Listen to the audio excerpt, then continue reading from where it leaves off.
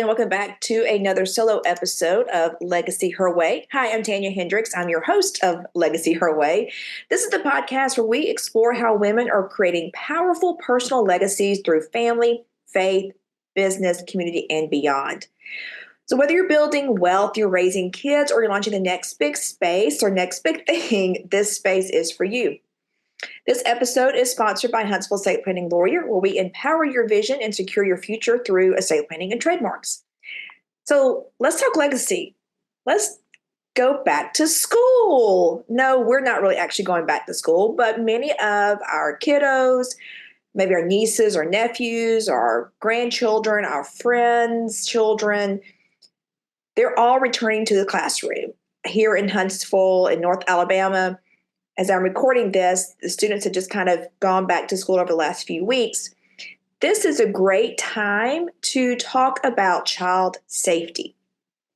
If you've been listening to the podcast, you have heard part of my legacy is that I have worked with missing and exploited children. So I did a lot of work over the years with sex trafficking victims.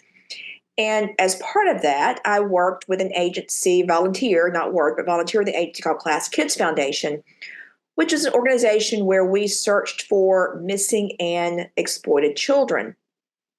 So KlaasKids was started as a result of and founded by the father of Polly Klaas. Polly was abducted from her home in California when she was just a young girl. She was abducted and unfortunately murdered, found a month or two later. So her father started KlaasKids Foundation to help other families search for missing children. When I started volunteering with KlaasKids, I learned a lot about missing children I had never known. And by the time I started volunteering with KlaasKids, I had already been a prosecutor. I'd already worked with child abuse prevention services and agencies. And so to now step into this role of searching for missing people and searching for missing children, I learned a lot more that I never knew. I never realized I didn't know about missing kids and keeping children safe and things to do to keep children safe. So this episode, we're really going to talk about those things. Let's keep children safe. Now, we can't prevent them harm from every single danger out there. There's just no way to do that. Unfortunately, we will have some situations where children will become victims of something. But there are things that we can do as parents, grandparents, aunts, uncles, friends, things that we can do to help protect our children and let them just be children. Let them grow up and have a childhood. So one of the things I really want to kind of talk about to start out with is a lot of parents will, and we're proud of our kids, right? We're proud of our children. We want to celebrate them. We want to celebrate them in all of their activities, whether it's football, soccer, dance, gymnastics.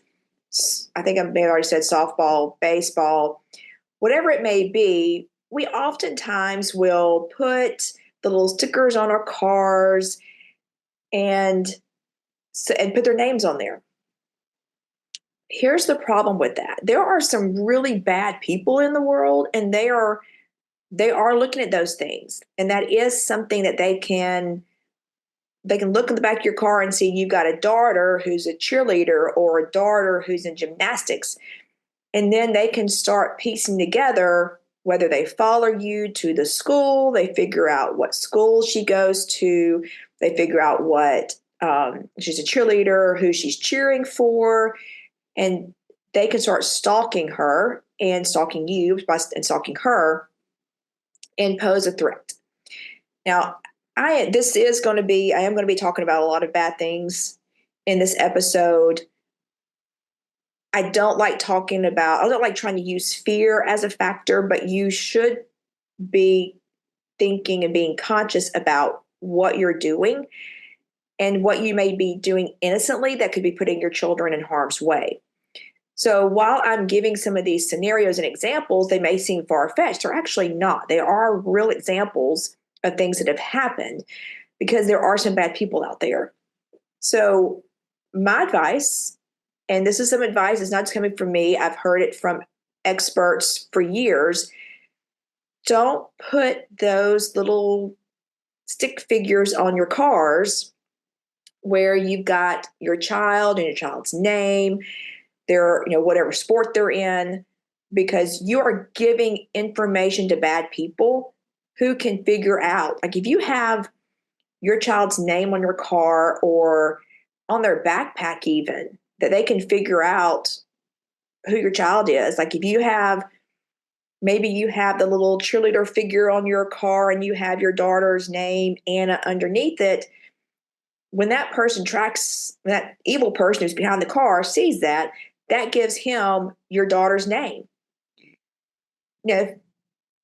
All he would have to do is go up to her and say, hey, Anna, your mom sent me to pick you up, or your mom sent me to do this or do that. If he knows her name, she's going to think, well, he may not be a stranger. My mom must know him because he knows my name. So you're giving information out to these bad people that they can then use to manipulate your child, manipulate your daughter, your son, whoever it may be. So just don't put names on your cars. Think about those types of things when it comes to protecting your children. Have their names stitched on backpacks and things. It's innocent. It's cute. We like to do it. But again, you're giving information to strangers that they just don't need. You don't want to advertise those things. When you take pictures of your children, which you do all the time, turn the location services off on your phone so that they can't get the coordinates of where that picture was taken. So again, use that same example. You're driving down the road on your car. You've got the little cheerleader sticker on the back of your car. Anna's name is underneath it. And then you start posting photos of Anna at the ball field. You post them online. Someone can take that photo and figure out where that photo was taken. Or maybe they're just scrolling through Facebook and seeing what pictures of children are posted. And then they can take that profile photo you have out there, or that whatever photos you have out publicly available, they can take those and then figure out from there. There's a way to check to get the coordinates of where it was taken and figure out either where you live, it was the picture taken home, or they can figure out what ball field she's cheering at, or the park that you normally visit, or the different things, like different places that you're taking these pictures. That could be some places that you frequent. They can figure it out. So be very careful when you are taking photographs and posting them online, because it does give people access if they're evil and they want to figure out where you live, or figure out where your daughter is taking dance or gymnastics or cheering, or where you're playing and what parks you're playing at. They can do that. So be very careful about doing some of those things. Again, these are some tips that I've given throughout the years when I was working with KlaasKids Foundation. And there are also tips that I have seen other experts give throughout the years. Always do what you think is best for your children and your family, and follow up, do the research the issues and research the safety tips. But those are some that I can give you just from my experience working with missing and exploited children. When it comes to your children, set boundaries. Set boundaries about places they can go, people they can see, things they can do. When it comes to their time on the internet, if they're playing games where it is live action, make sure that you know who those people are that they're playing games with, they're talking to, and that you're always hearing what's being said. A lot of these, I don't say a lot of them, there have been documented cases where a child was abducted or they were lured away from their home because they met someone in some of these gaming rooms, some of these online games. So you have to be very careful about who your children are talking to on these games, what information they're sharing on these games, and you need to be a part of knowing who those people are. When it comes to your children on social media, if they have a Facebook, if they have Instagram or TikTok, I mean, it's kind of hard with TikTok, but if you've got a child who you're allowing on social media, their online friends need to be the friends that you can walk down the street and meet. If you can't go down the street and meet this person they're online friends with, they do not need to be online friends with them, because that is opening the door to a lot of safety issues. And they may become friends with a legit 10-year-old in Canada or England, but you may not know if they're legitimate. You may never know if they're legitimately a 10-year-old. Because there are a lot of evil people who are posing as kids, entering these chat rooms, entering these, do they even have chat rooms anymore? They're entering, DMs, talking to kids, pretending to be, 10, 12, 13-year-old, whatever age, to gain the trust of your child. And your child is going to be innocent. I mean, they're not going to know that they're innocently just giving away information. Maybe you have a family dog and this person finds out the name of the family dog. And then when the person shows up at the house, they know the name of the dog and can calm the dog down if they're barking. Or they find out the name of the little sister or the parents' names, or they find out when the parents are going to be gone to work. There are all kind of things that a child can innocently tell someone online that they never realize that's the information they're giving out. So you have to be very careful when your children are online. Be very careful about who they're talking to and what they're doing, and make sure that any online friend is someone that you can physically go to their house and see that they are a 10-year-old or 12-year-old or whatever age that is, to make sure they are saved, or make sure they are saved. Know where your children are at all times. That should be a given, but just know where they're at. I grew up, many of you listening, we probably grew up in a time where our parents would send us out the door in the morning and say, don't come back until dinner time. Or we were able to just kind of come and go. There was no real concern. It's always been a dangerous world, but it's much more dangerous now. And so now we really have to be careful about sending our kids out and not having them check in, not monitoring them. So just know where your kids are, make sure they're checking in. There's just no substitute for your attention and supervision. You obviously you can't be there all the time, but maybe you have another set of moms who you're all looking out for each other's kids. So just be very careful with where your children are, and just make sure you're staying involved and engaged with your kids. You want to practice some safety skills with your children. So you want to make sure that they know who they can talk to and who they can trust. So if they get separated from you in a big box store, do they know who to go to ask for help? And not just any random stranger, but they may need to make sure when you have children, when you go into a big store or any store, but I'm just going to use the big box stores as an example. When you walk in those stores with your children, just say, hey, go see if we get separated, you need to find a person with that red vest on or that blue vest or that orange vest, or go to this cash register, come back up to the front to this cash register and stay here to a person that's working here and ask for help. Don't teach them to just go walk up to any other adult, because those other adults may not be safe. So they need to be sure they're talking to someone who is an actual employee, and make sure you point out who the employees are, because most people in these big box stores are going to have on some type of identification that they work there. So teach your children those are the people who are safe in those big box stores, and really any store that you go into. Teach them how to yell out no. That sometimes gets more attention than help.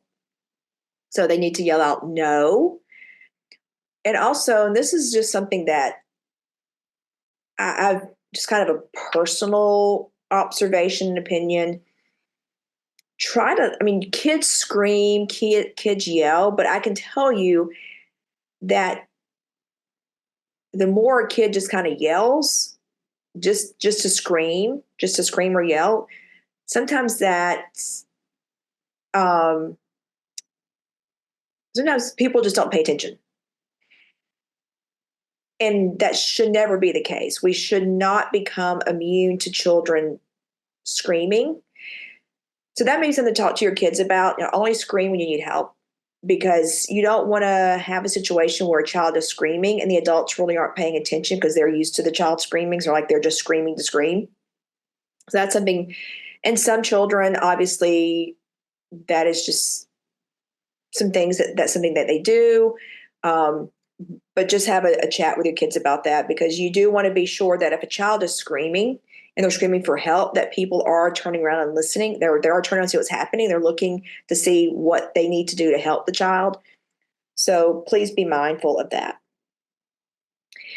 Now, because this is first of school, you've probably taken some pictures of your kids.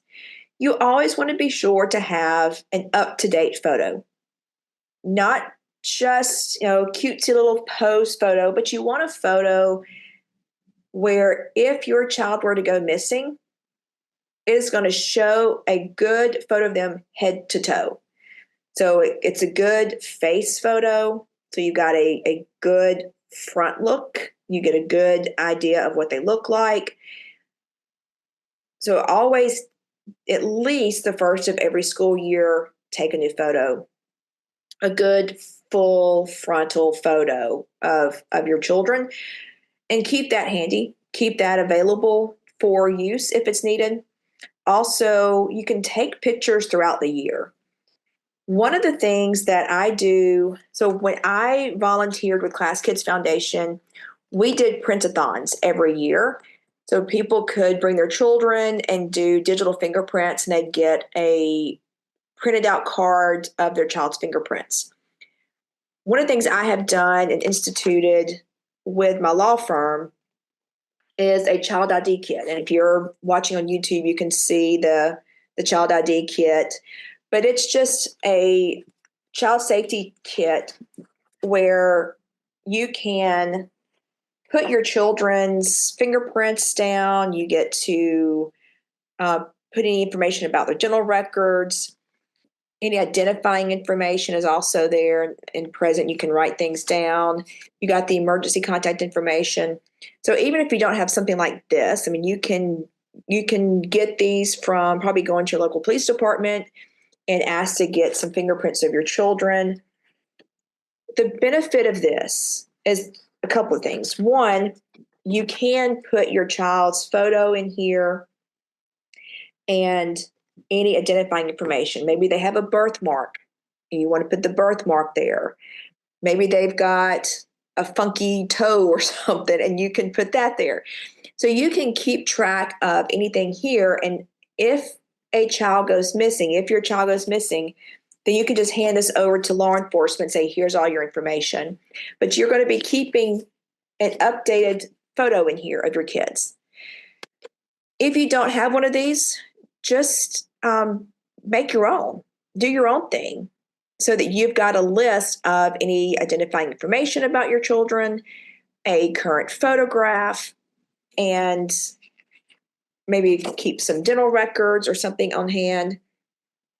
And you can also keep a hair sample.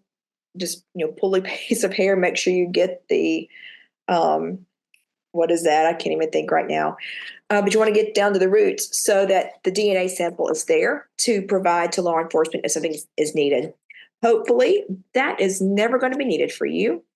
But if something did happen, you'd have this to turn over to law enforcement.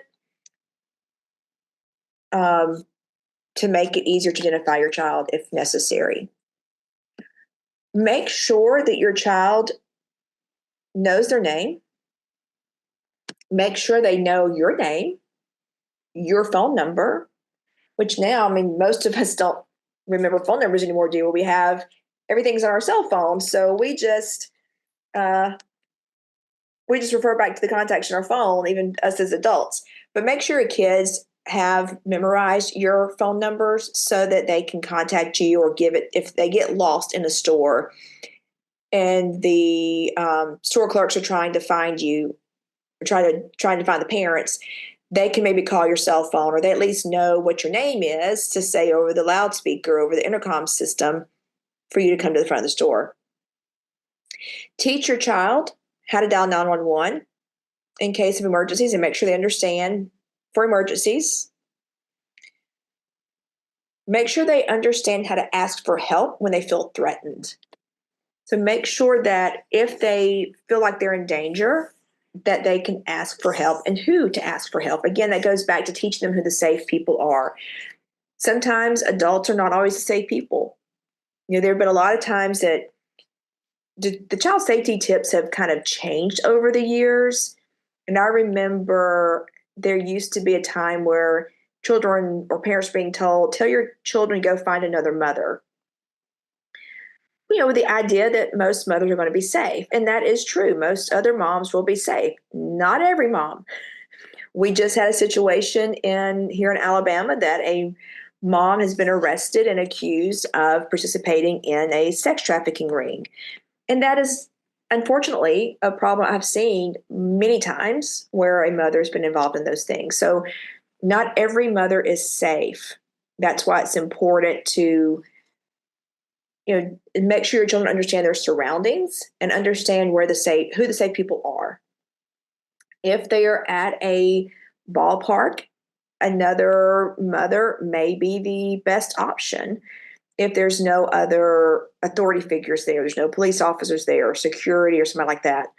So just kind of make sure your kids understand their surroundings and who the safe people would be in those surroundings. Also, be sure that your child knows, one, never get in a car with a stranger. Never get in a car with a stranger. Maybe you come up with a safe word. A lot of experts have recommended having a safe word. So if that person in that car can't give your child the safe word, the child does not get in the car with them. So that may be something that you would institute. But the big thing is teach them never get in a car with a stranger. If a stranger comes up and says, hey, I've lost my cat, I've lost my dog, you help me find them, your kid needs to say, nope, sorry, can't do that, not going to help you. Good luck. Because that happens too. Or they offer some candy to the child. Make sure your child knows not to approach strangers, not to accept candy from strangers, not to accept, if somebody's saying, hey, come here, I'll give you some candy, say, no, thank you. Again, those are some documented cases where children were abducted and killed because they went to take candy from a stranger or to help someone find their lost, quote unquote, lost dog or lost cat. So those are some tricks that those evil people will do to make sure your kids understand they can say no to helping people, no to those things, and that they can say no if there are some unwanted attention, unwanted physical touch. They can say no to adults.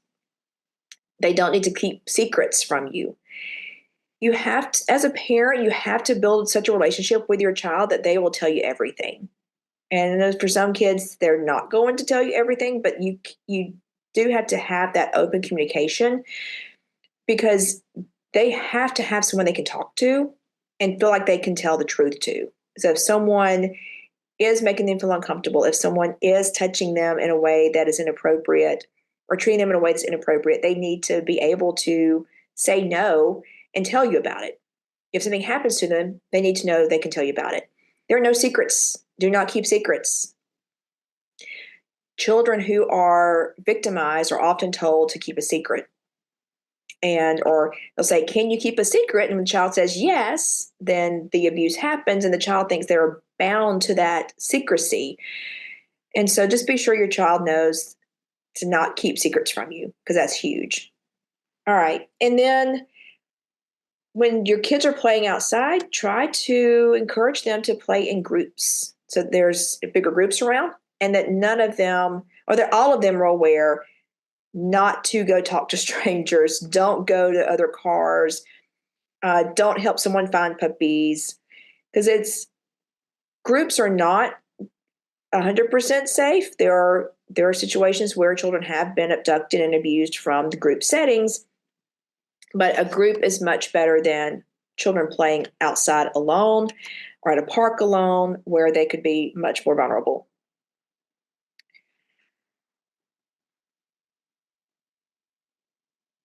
Now, the other thing, and there's several things that you want to be mindful of. If your child goes missing, as best you can, remain calm. There have been situations in which a child has gone missing and they were really just kind of hiding out in the home, but they were afraid they were going to get in trouble. So make sure your kids understand they weren't going to get in trouble if they go in a situation like that. But just search out your home. Make sure they're not in a closet. Make sure they're not under a bed. Make sure they're not behind some other closed door. So check your home and surroundings first. And then from there, maybe you contact their friends, your neighbors, anyone who they may have had contact with, to see if they're at that location. And then, of course, call the police if you can't find them. If you have a teenager who has gone missing, if the police have labeled them as a runaway,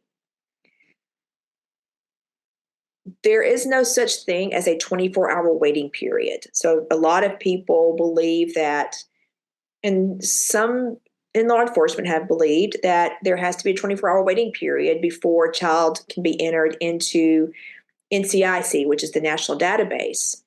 That is just not the case. The federal law says it can go in immediately. There should be no delay. As I've said a couple of times, missing children become trafficked children, and runaway kids become trafficked kids. I have not looked at these statistics in a while, but when I was really in the middle of helping trafficking victims, these statistics were alarming in that a high percentage of runaway kids would be trafficked within the first 48 hours of running away. And the reason is you have a runaway child who needs somewhere to sleep, needs food, needs just somebody to talk to.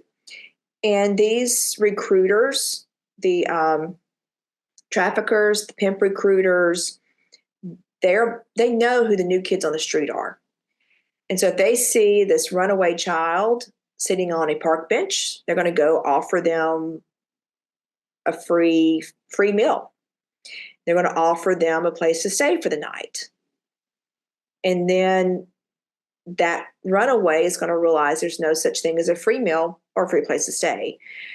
And that's how some of these children who have run away from home become victims of trafficking and other types of abuse.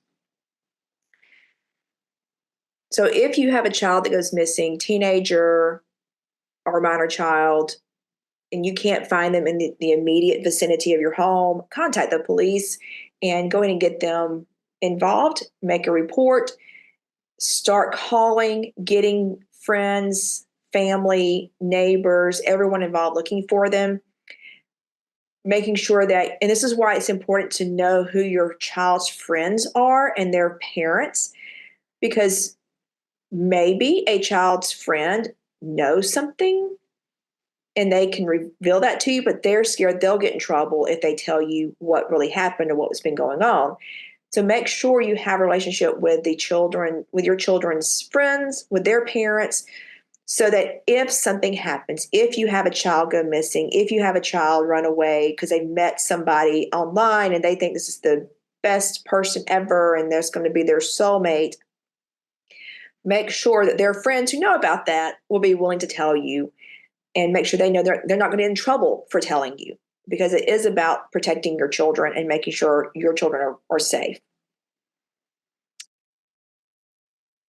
Back to school time is also a great time for parents to be thinking about guardianships.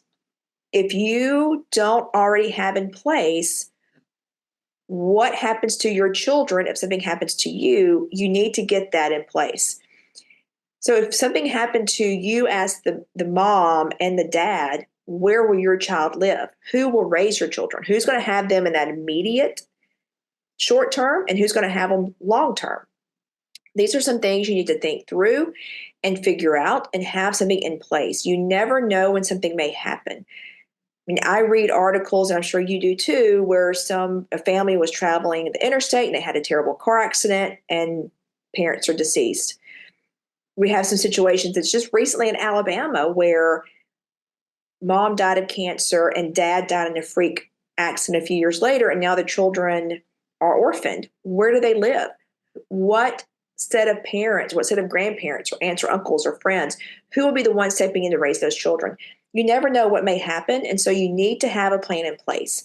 Just like with your children, you want to have a plan for them, for this. So if they get separated from you, who do they talk to? Where do they go for help? What number do they call for help? You have these things in place for your children. You talk to them about these safety tips. You need to have a plan in place for your children if something happens to you. And so if you haven't already, meet with an estate planning attorney, get a guardianship in place through your estate plan to make sure that if something happens to you as the parents, your children will be taken care of in a way you want them taken care of, in a way that to be raised in a way that you would want them raised. So you get to make those decisions now rather than not doing anything and having a judge make that decision at some point in the future should that horrible thing happen where both parents are deceased or unable to care for their kids. All right, so that's it. I haven't even touched on internet safety, online. I mean, I talked a little bit about online safety. I haven't talked anything about sexting and cell phones and all those things.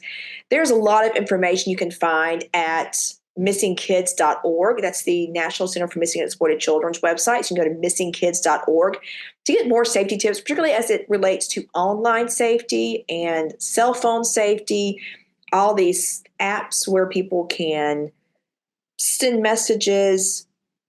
I mean, for those of us in our 40s and 50s and 60s, the world these kids are in is totally different from ours. I mean, we lived in a dangerous world, but we didn't have the world in our home. And with the cell phones, with the internet in our homes, the predators are in our homes through the internet. And so you have to be, as a parent, as a grandparent, as an aunt or uncle, we have to be vigilant about protecting our kids. I think we probably do a pretty good job of that out in the world because we are monitoring and watching them because we're trying to, we're all concerned about the stranger danger. We're all concerned about the person who may snatch their child from the park. And I've talked about that a lot today. But we also have to be very, very cautious and cognizant of the dangers in our own home from those we're allowing into our home through our social media, through the apps that we use, through all these different things that we have available at our fingertips now. I mean, when I was a kid, we were playing a Pac-Man on Atari. Now, kids are playing these games online with other kids or other people from other parts of the world. And so you have to be very, very careful with your children and what's coming into your home through the internet, through these apps, through these games, through the social media sites, all these things that we've invited into our homes. And you are all doing your best. You're all figuring it out as parents and the best way to take care of your kids, the best way to raise them, the best way to protect them. So if you can just think through some of these things I've talked about today, certainly refer to missingkids.org, other safety agencies, your local police department. I'm sure your school has some safety tips, some things that they can talk with you about, some ideas to give you. But you're doing your best. You're doing your best, and you don't want to live in fear. You want to just go into plan. Just have a plan in place. Just have these talks with your kids. But I don't want to live in fear. I mean, you can't just keep them huddled up in your home as much as you'd like to, I'm sure, at some point. But you just have to plan and make a plan for some of the things that may be unexpected, some things that life throws at you. Have a plan, like I talked about, have the child ID kit if something like that happened, or have that guardianship in place to make sure if something happens to you, your children are taken care of. Well, thank you for listening to this edition of the solo episode of Legacy Her Way. I know it wasn't fun and upbeat, but I hope it provided some information that will be helpful for you as a parent and grandparent or aunt, uncle, whoever you are looking out for in real life, who you want to protect and be sure they have the best childhood possible. So thank you for listening today to Legacy Her Way. If the conversation inspired you or made you think a little bit differently, gave you some tips and suggestions, be sure to follow the show, subscribe. Be sure you hit the subscribe button and follow the show so you never miss an episode. And if you're feeling generous, leave a review to help more women find inspiration for their own path to legacy. Until next time, keep building boldly, loving deeply, and living your legacy your way. Bye.